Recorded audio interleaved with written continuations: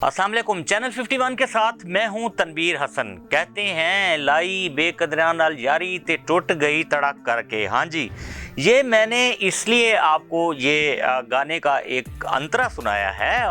उसकी वजह यह है कि एक अरसे से आमिर लियाकत हुसैन और उनकी तीसरी बीवी दानिया शाह के दरमियान इख्तलाफात की बातें हो रही थीं, लेकिन इसको बहुत ज़्यादा स्ट्रॉन्गली आमिर लियाकत की जानिब से रिजेक्ट किया गया और ये कहा गया कि इस तरह की कोई बात नहीं है और कुछ लोग हैं जो इस तरह का प्रोपेगेंडा मेरे खिलाफ कर रहे हैं। हमारे दरमियान कोई इख्तलाफात नहीं हैं, लेकिन इख्तलाफात नाज़रीन अगर हों तो वो कहीं पे दबाए नहीं जा सकते और बिल आखिर वो इख्तलाफात सामने आकर ही रहते हैं। और बिल आखिर वही हुआ है।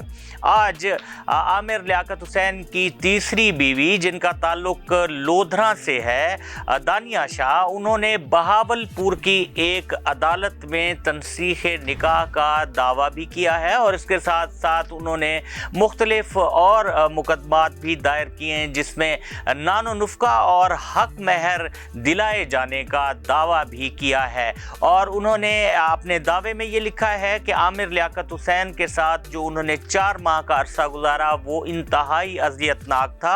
और आमिर लियाकत हुसैन जिस तरह से नज़र आते हैं उस तरह से हकीकी ज़िंदगी में नहीं है। आमिर लियाकत के ऊपर उन्होंने ये इल्ज़ाम भी लगाया है कि वो नशा करते हैं और उनको मारपीट का सामना भी करना पड़ा। एक छोटे से कमरे में उन्हें रखा गया जिसकी वजह से वो बहुत ज़्यादा अज़ियत का शिकार थी।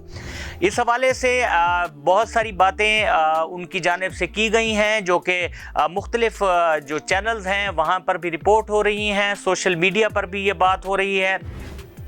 तो आमिर लियाकत को 7 जून को अदालत की जानिब से तलब किया गया है, नोटिस जारी किए गए हैं और 7 जून को आमिर लियाकत अदालत में आकर वाज़े करेंगे कि वो क्या करना चाहते हैं। इस तरह के जो आइली मसाइल होते हैं उसमें यही होता है कि अगर खुला का दावा कर दिया जाए तो शौहर की जानिब से ये दावा किया जाता है कि वो अपनी बीवी के साथ रहना चाहते हैं और अपनी बीवी के साथ मामलात को दुरुस्त करना चाहते हैं और जो शिकायत हैं उनको वो तय करना चाहते हैं। और अब ये तय हुआ है, ये इंस्ट्रक्शंस दी गई हैं कि जो फैमिली मैटर्स हैं वो तकरीबन 6 या 7 महीने के अंदर इनका फैसला आ जाता है।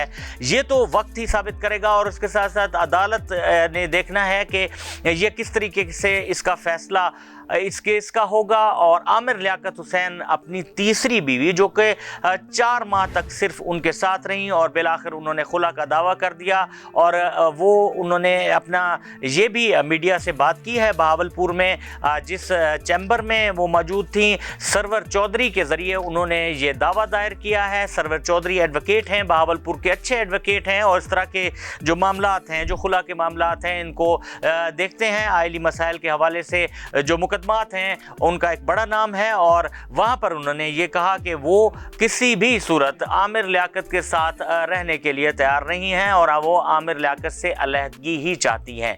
अब आइंदा आने वाले दिनों में क्या होगा, आमिर लियाकत जो है वो क्या स्ट्रेटजी लेते हैं अपनी तीसरी बीवी को बसाने के हवाले से, ये तो वही खुद फैसला करेंगे। दूसरी खबर ये है कि मुस्लिम लीग नून ने मियां बलीग़ुर रहमान को पंजाब का गवर्नर नामजद कर दिया है और इस हवाले से समरी जो है वो वज़ीर-ए-आज़म ऑफिस से सदर ममलकत को भी भिजवा दी गई है। सदर ममलकत के ऑफिस को भी भिजवा दी गई है कि मियां बलीग़ुर रहमान पंजाब के नए गवर्नर होंगे। मियां बलीग़ुर रहमान के हवाले से मैं ये बताना चाहता हूँ कि इनका बहावलपुर से ताल्लुक़ है। बहावलपुर जनूबी पंजाब का एक पसमानदा शहर है और यहाँ पर बहुत सारी जो सहूलियात हैं जो पंजाब के दीगर इलाके हैं, इवन के जनूबी पंजाब के भी बहुत सारे इलाके हैं जहाँ पर जो सहूलियात हैं वो इसके मुकाबले में बहुत ज़्यादा कम हैं।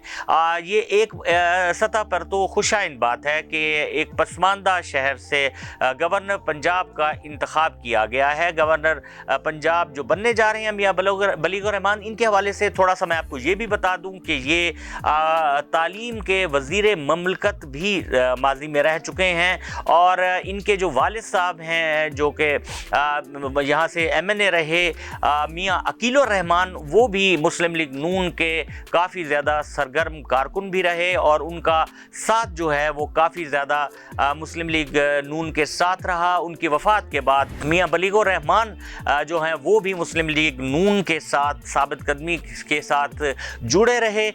یہاں پر میں یہ بھی بتا دوں کہ میاں بلیغ الرحمان کی جو شخصیت ہے وہ اس طرح سے ہے کہ وہ بہت زیادہ تابعدار شخصیت کے مالک ہیں، اور شاید ان کا انتخاب کرنے کی ایک بڑی وجہ بھی یہ بھی ہو سکتی ہے کہ مسلم لیگ نون کو اس طرح کے تابعدار لوگ بڑے عہدوں پہ چاہیے ہوتے ہیں تاکہ مستقبل میں کوئی بھی ایسا مسئلہ درپیش نہ ہو اور وہ اپنی رائے دینے کی بجائے پارٹی کی جو پالیسی ہے یا ان کی پالیسی جو ہے اس کو فالو کریں۔ اب دیکھنا یہ ہے کہ میاں بلیغ الرحمان کا جو تعلق ہے وہ بہاولپور سے ہے، اور بہاولپور میں جو ترقیاتی کام ہیں وہ بہت زیادہ کم ہوئے ہیں۔ سب سے زیادہ ترقیاتی کام پرویز مشرف کے دور میں ہوئے تھے، جس وقت نیا بلدیاتی نظام متعارف کرایا گیا تھا اور اس وقت وہاں کے ضلع ناظم طارق بشیر چیمہ تھے، اور اس کے بعد جو ہے وہ ترقیاتی کاموں کی رفتار اس طرح سے نہیں دیکھی گئی۔ اب دیکھنا یہ ہے کہ حکومت میں آگے ہیں میاں بلیغ الرحمان، گورنر بن گئے ہیں پنجاب کے، لیکن بہاولپور کی پسماندگی کو دور کرنے کے حوالے سے کیا کرتے ہیں۔ بہاولپور کے جو عوام ہیں وہ بھی اس حوالے سے کافی زیادہ پر امید ہیں کہ ایک پسماندہ علاقے کو ترقی کی شاہراہ پر کس طرح سے گامزن کیا جائے گا۔ اسی کے ساتھ ہی اپنے میزبان تنویر حسن کو آج کے ویلاگ سے اجازت دیجیے۔